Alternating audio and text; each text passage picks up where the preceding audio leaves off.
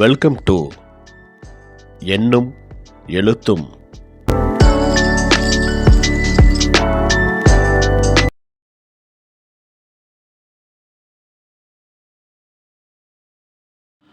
ஆசிரியர்கள், பெற்றோர்கள் அனைவருக்கும் வணக்கம். 5ஆம் வகுப்பு தமிழ் பாடம் முதல் பருவம் பயிற்சி புத்தகத்தில் 82வது பக்கத்தில் கொடுக்கப்பட்டுள்ள மாத தேர்வு.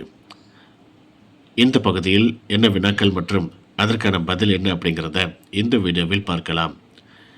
தேர்ந்தெடுத்து நிரப்புக. மூதுரை நூலின் மற்றொரு பெயர் வாக்குண்டாம். கற்றவருக்கு சென்ற இடமெல்லாம் சிறப்பு. குழந்தைகளுக்கு நாள்தோறும் வழங்கப்பட்டது சத்துருண்டை. சொல்லின் பொருளை தேர்ந்தெடுத்து எழுதுக அப்படின்ட்டு கொடுத்துருக்காங்க. 4 ஆப்ஷன் கொடுத்துருக்காங்க பாருங்கள். மேலே அடக்கம், அதுக்கு பணிவு. கருதவும், நினைக்கவும். எள்ளுவர், இகழ்வர். சொல்லிலிருந்து புதிய சொல்லை உருவாக்குக. மடைத்தலை, தலை அப்படிங்கிற ஒரு வார்த்தையை உருவாக்கலாம். தொலைக்காட்சி, காட்சி. திட்டவட்டம், வட்டம். சரியா தவறா கேட்டிருக்காங்க. கல்வியால் நன்மை தீமைகளை பகுத்தறிய முடிகிறது. சரி. பொருட்செல்வம் கொடுக்க கொடுக்க வளரக்கூடியது. தவறு. பணம் பத்தும் செய்யும் என்பது பழமொழி. சரி. பத்தியில் உள்ள வர்ணனை சொற்களை எடுத்து எழுதுக. ஓவியா பச்சை கம்பளம் விரித்தாற் போல இருந்த வயல்வெளியை பார்த்தாள். பச்சை கம்பளம் இதான் வர்ணனை சொல். அதை எடுத்து அந்த கோட்டை எழுதியிருக்கோம். அடுத்தது, செல்வையின் பூந்தோட்டத்தில் வண்ண வண்ணமாய் மலர்கள் பூத்திருந்தன. வண்ண வண்ணமாய். தேன்மலர் வளைந்து நெளிந்து ஓடிய நீரோடையில் விளையாடினாள். வளைந்து நெளிந்து. அடுத்த மாத தேர்வு சரியான சொல்லை தேர்ந்தெடுத்து நிரப்புக. ஒரு 5 ஆப்ஷன் மேலே கொடுத்துருக்காங்க. ஃபஸ்ட்டு பாருங்கள். செடியில் பூக்கள் பூத்திருந்தன, அவை அழகாக இருந்தன. அது என்னுடையது அன்று. நீ கலை நிகழ்ச்சிக்கு வந்தாயா? இந்த வேலையை நான் செய்தேன். அவர்கள் சுற்றுலா சென்றனர். தொடர்களை வரிசைப்படுத்தி எழுதுக. 5 தொடர்கள் கொடுத்துருக்காங்க. அவைகளுக்கு கடைசியில் நம்ம எது முதல்ல வரணும், ரெண்டாவது எது வரணும் அப்படின்ட்டு நம்பர் போட்டிருக்கோம் பாருங்கள். இந்த வரிசைப்படி நம்ம கீழே அந்த கோட்டில் எழுதணும். அதே போல் செய்வதற்கு குழந்தைகளுக்கு பயிற்சி கொடுங்க. பத்தியை படித்து பெயர்ச்சொல் வினைச்சொற்களை எடுத்து எழுதுக. கீழே கொடுக்கப்பட்டுள்ள இந்த பத்தியை குழந்தைகளை வாசிக்க சொல்லுங்கள்.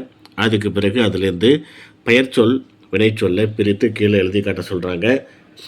பெயர்ச்சொல்: பள்ளி, வீடு, பூமலர், தோழி, வாணி, சிறுவர்கள், பட்டம், நூல், காகிதம். அதே போல் வினைச்சொல் பார்த்திங்கனாக்கா வந்தால், சென்றான், கூறினாள், கொடுத்தாள், தீட்டினாள், விளையாடினாள். இது எல்லாமே வினைச்சொல் அப்படின்னு சொல்லிட்டு குழந்தைகளுக்கு பிரித்து எழுத சொல்லுங்கள். அடுத்த பக்கம் மாத தேர்வு கொடுத்துருக்காங்க. சொற்களை பொருளுக்கேற்ற தொடராக அமைத்து எழுதுக. வலை, வலை அப்படின்ட்டு 2 வலை கொடுத்துருக்காங்க. எந்த லை எதுக்கு வரணும் அப்படிங்கிறத சரியாக அங்கே எழுதி காட்ட சொல்லுங்கள். பக்கத்தில் பாருங்கள். மீன் பிடிக்க வலை உதவும். எலி வலை ஆனாலும் தனி வலை வேண்டும். நான் அரை தோசை சாப்பிட்டேன். என் அறையில் கரடி பொம்மை உள்ளது. நாய் வாலை ஆட்டும். வால் மிக கூர்மையாக இருக்கும். இதே போல் வாக்கியத்தில் அமைத்து எழுத சொல்லுங்கள். விளம்பரத்தை படித்து வினாக்களுக்கு விடையளிக்க. இந்த விளம்பரத்தை குழந்தைகளை வாசிக்க சொல்லுங்கள். இது சம்பந்தமான கேள்விகள் கீழே இருக்குது. முதல் கேள்வி பாருங்கள். போட்டி எதன் மூலம் நடைபெறுகிறது? அதன் தலைப்பு என்ன? இணையத்தின் மூலம் நடைபெறுகிறது. சாலை பாதுகாப்பு, உயிர் பாதுகாப்பு. கல்லூரியில் படிக்கும் கமலா போட்டிகளில் கலந்து கொள்ள விருப்பம் கொள்கிறாள். அவள் எந்த போட்டியில் கலந்து கொள்வாள்? போட்டி பள்ளி குழந்தைகளுக்கானது. கல்லூரி படிக்கும் கமலா போட்டியில் கலந்து கொள்ள முடியாது. கண்ணனின் தம்பி 5ஆம் வகுப்பு படிக்கின்றான். கட்டுரை போட்டியில் கலந்து கொள்ள முடியுமா? ஏன் கலந்து கொள்ள முடியாது? ஏனெனில் கட்டுரை போட்டிக்கு வயது 11 முதல் 16 வரை. அடுத்த மாத தேர்வு சொற்களை தொடரில் அமைத்து எழுதுக. நிகழ்ச்சி, கணினி, பொறுமை, மகிழ்ச்சி அப்படின்னு கொடுத்துருக்காங்க. அன்பு பரிசு அப்படின்ட்டு 5 வார்த்தைகள் இருக்குது. இதை வாக்கியத்தில் அமைத்து எழுத சொல்கிறாங்க. ஃபஸ்ட்டு பாருங்கள், நடன நிகழ்ச்சியில் பங்கேற்றேன். கணினியை கண்டுபிடித்தவர் பாபேஜ். பொறுமை கடலினும் பெரிது. உதவுவதில் மகிழ்ச்சி கண்டேன். நான் என் தந்தைக்கு அன்பு பரிசாக புத்தகம் வழங்கினேன். பத்தியை படித்து வினாக்களுக்கு விடையளிக்க. இந்த பத்தியை குழந்தைகளை வாசிக்க சொல்லுங்கள். கீழே கேட்கப்பட்டுள்ள கேள்விகளுக்கு பதில் கண்டுபிடித்து எழுத சொல்லுங்கள். வாழ்வில் உயர்ந்த நிலைக்கு வரலாம் என கூறியது யார்? அம்மா. காலத்தை காட்டும் பொருள் கூறியது என்ன? நேரத்தை வீணாக்காதே. கவனமாக செயல்பட வேண்டும் என்று கையலிடம் கூறியது எது? மாடிப்படி. மேற்கூரை கையலிடம் கூறியது என்ன? உன் எண்ணங்களை உயர்வாக வை. ஒவ்வொரு நாளும் உன்னை புதுப்பித்து கொள்ள எதை தேர்ந்தெடுப்பாய்? ஏன்? கல்வி. கல்வி ஒன்றுதான் நம்மை உயர்த்தும். அடுத்த பக்கத்தில் ஐ செய்யலாமே கொடுத்துருக்காங்க. குரங்கு அண்ணன் புள்ளிகளை இணைத்து உருவங்களை வரைந்துள்ளார். இன்னும் என்னென்னவெல்லாம் வரைந்திருப்பார் அப்படின்னு கேட்குறாங்க. நாம் இங்கே வரைஞ்சிருக்கோம் பாருங்கள்.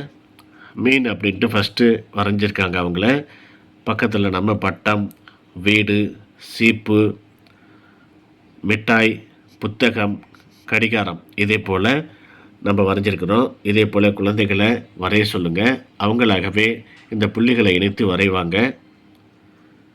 அடுத்து கீழேயும் அதே போல் தான் கொடுத்துருக்காங்க பாருங்கள். குரங்கு அண்ணனுக்கு ஒரே பசி. அவருக்கு தேவையானதை கண்டுபிடிக்கலாமா? ஃபஸ்ட்டு பாருங்கள், அவங்க மாம்பழம் அப்படின்ட்டு கண்டுபிடித்து எழுதியிருக்காங்க.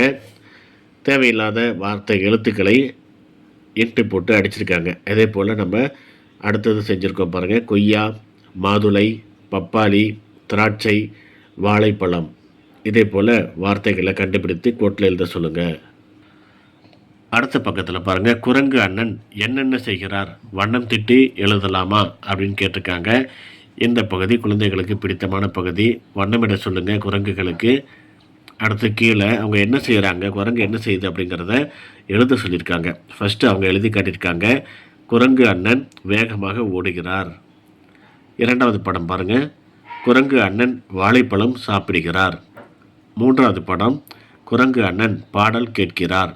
இதே போல் அந்த குரங்கு செய்யக்கூடிய செயல்பாட்டை கீழே கட்டத்தில் எழுத சொல்லுங்கள். அடுத்து பாருங்கள். குரங்கு அண்ணனுக்கு ஒரு கடிதம் எழுதலாமே அப்படின்னு கேட்குறாங்க. ஒரு மாதிரிக்காக நம்ம எழுதி காட்டியிருக்கிறோம் பாருங்கள். குரங்கு அண்ணா, நான் இங்கு நலம், நீங்கள் நலமா? நீங்கள் விரைவாக மரம் ஏறுவதும் அங்கிருந்து இன்னொரு மரத்திற்கு தாவுவதும் எனக்கு மிகவும் பிடிக்கும். எப்போதும் சுறுசுறுப்பாகவே இருப்பீர்கள். உங்களைப் போல் நானும் சுறுசுறுப்பாக வாழ ஆசைப்படுகிறேன். இதே போல் குழந்தைகளை சொந்தமாக ஒரு 5-6 வரிக்கு மிகாமல் ஒரு கடிதம் எழுத சொல்லுங்கள்.